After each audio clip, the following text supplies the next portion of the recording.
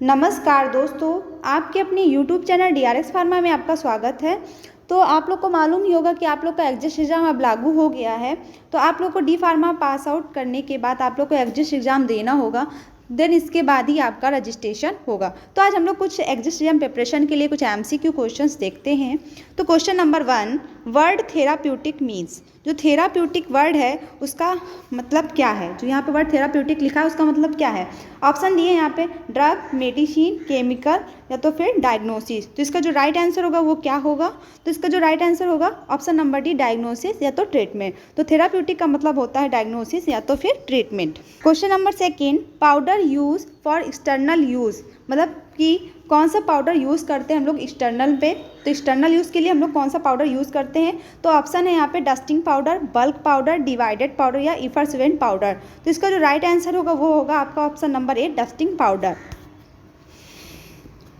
Question number 3, which of the following is involve the use of medicine in the treatment of disease condition and symptoms. तो इस question में ये पूछा जा रहा है कि इनमें से जो ऑप्शन दिए हैं आपके फार्माको डायनेमिक, फार्माकोकाइनेटिक, नन या फार्माकोथेराप्यूटिक, तो इनमें से कौन सा ऐसी चीज़ है जो इन्वॉल्व है, मतलब इनमें से कौन सा इन्वॉल्व है जिसमें हम लोग मेडिसिन का यूज़ करके हम लोग डिसीज़ कंडीशन को हम लोग क्या कर सकते हैं, ट्रीटमेंट करते हैं।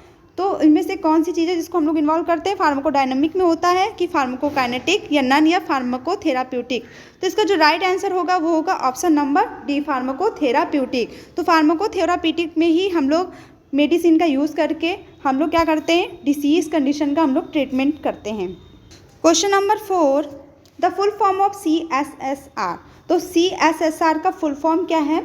ऑप्शन दिए central style surgical room, central sterile supply room, central style store room या सेंट्रल स्टाइल स्टेशनरी रूम। तो इसका जो राइट आंसर होगा वो क्या होगा? तो इसका जो राइट आंसर होगा वो होगा option number B, central sterile supply room.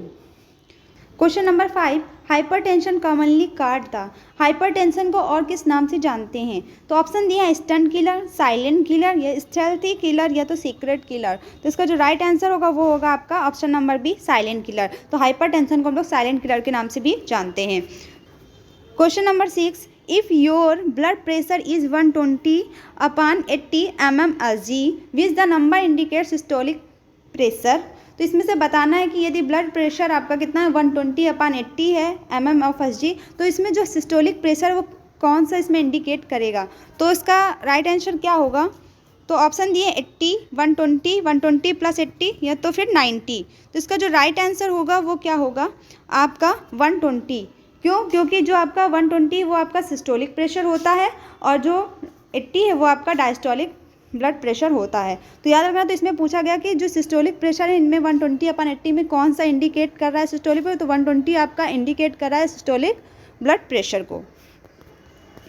Question number 7, alloy obtain from the dried juice of the leaves of. जो एलॉय है आपका, एलॉय तो वो कहाँ से हमें मिलता है? तो वो मिलता है ड्राइड जूस ऑफ लीव्स। कौन सी लीव्स से मिलता है हमें? ऑप्शन नंबर दिए हैं एलॉय बार्बाडेनेसिस, रिसिनस कम्युनिस, रोयम पाल्मेटम, नन। तो इसका जो राइट आंसर होगा वो क्या होगा? तो इसका जो राइट आंसर वो होगा वो option number A, aloe barbadensis. Question number 8, tulsi belongs to the family. जो तुलसी है वो किस फैमिली से बिलोंग करती है? तो ऑप्शन नंबर दिया है एकैंथेसी, एपोसिनेसी या लेमिएसी या हाइपोक्रिएसी। तो इसका जो राइट आंसर होगा वो क्या होगा? तो इसका जो राइट आंसर होगा ऑप्शन नंबर सी, लेमिएसी। तो जो तुलसी है वो लेमिएसी फैमिली से बिलोंग करती है। Question number 9, turmeric is used S. जो टर्मरिक है वो किसके लिए यूज़ किया जाता है? एंटीसेप्टिक, कार्मिनेटिव, लग्जेटिव या एंटी टिश्यू। तो इसका जो राइट आंसर है वो ऑप्शन नंबर है, एंटीसेप्टिक। जो टर्मरिक है उसको हम लोग एंटीसेप्टिक के तरीके भी यूज़ करते हैं। Question number 10, which of the following is a disaccharide. इनमें से डायसैक्राइड कौन सा है? Option number A, fructose, xylose, galactose या लैक्टोस। तो इसका जो राइट आंसर होगा वो क्या होगा? Option number D, lactose. जो लैक्टोस है वो आपका डायसैक्राइड है, बाकी जो ऊपर के तीनों हैं वो आपके मोनोसैक्राइड्स हैं। ठीक है, याद रखना ये मोनोसैक्राइड्स हैं और लैक्टोस जो है आपका वो डायसैक्राइड है। Question number 11, EEG is utilize to diagnose the disease associated with the. तो EEG क्या है आपका? इलेक्ट्रोइंसेफेलोग्राम, जिसका हम लोग क्या करते हैं, यूज़ करते हैं किससे रिलेटेड डिसीज़ को डायग्नोज करने के लिए हम लोग यूज़ करेंगे। यहाँ पे ये बताना है हार्ट, ब्रेन या किडनी या एब्डोमेन। तो इसका जो राइट आंसर होगा वो ब्रेन से रिलेटेड कोई डिसीज़ है यदि उसको हम लोग डायग्नोज करेंगे तो हम लोग वहाँ पे किसका यूज़ करेंगे? EEG का, इलेक्ट्रोइंसेफेलोग्राम। यदि यहाँ पे हम पूछे हार्ट से रिलेटेड कोई डिसीज़ हुई है उसको डायग्नोज करने के लिए हम लोग क्या यूज़ करेंगे? ECG, electrocardiogram. तो इसे याद रखिएगा। Question number 12, which one is out patient. ठीक है, इनमें से कौन सा एक है जो कि आउट पेशेंट है? तो ऑप्शन दिया है in patient, ambulatory patient, indoor patient या नन। तो इसका राइट आंसर होगा option number B, ambulatory patient. तो एम्बुलेटरी पेशेंट भी एक तरीके का आउट पेशेंट ही है। Question number 13, the full form of HEPA. HEPA का यहाँ पे फुल फॉर्म आपको बताना है। तो ऑप्शन है high efficiency particulate air, high efficiency per air, high efficacy particulate air और ऑप्शन नंबर डी नन। तो इसका जो राइट आंसर होगा वो क्या होगा? फुल फॉर्म जो हेपा का पूछेगा तो इसका जो राइट आंसर होगा option number A, high efficiency particulate air. ठीक है, ये देखिए ऑप्शन दोनों एक ही जैसे लग रहे हैं, ऑप्शन नंबर ए एंड सी, लेकिन इसमें सिर्फ डिफरेंस क्या है? इफिशियंसी और इफिकेसी का। तो इसलिए काफ़ी ध्यान से ही ऑप्शन को पढ़िएगा। तो इसका जो राइट आंसर होगा वो होगा option number A, high efficiency particulate air. Question number 14, should not be taken with milk or antacid. तो यहाँ पे पूछा गया है इनमें से कौन सा जो ड्रग है जिसको हम लोग एंटा एसिड के साथ क्या कर सकते हैं? मिल्क या तो फिर एंटा एसिड जो है उनके साथ नहीं ले सकते हैं। PCM या टेट्रासाइक्लिन या साइलिसाइलेट या नन। तो इसका जो राइट आंसर होगा वो क्या होगा? टेट्रासाइक्लिन। जो टेट्रासाइक्लिन जो ड्रग होती है उसको हम लोग मिल्क के साथ या एंटा एसिड के साथ नहीं दी जाती है।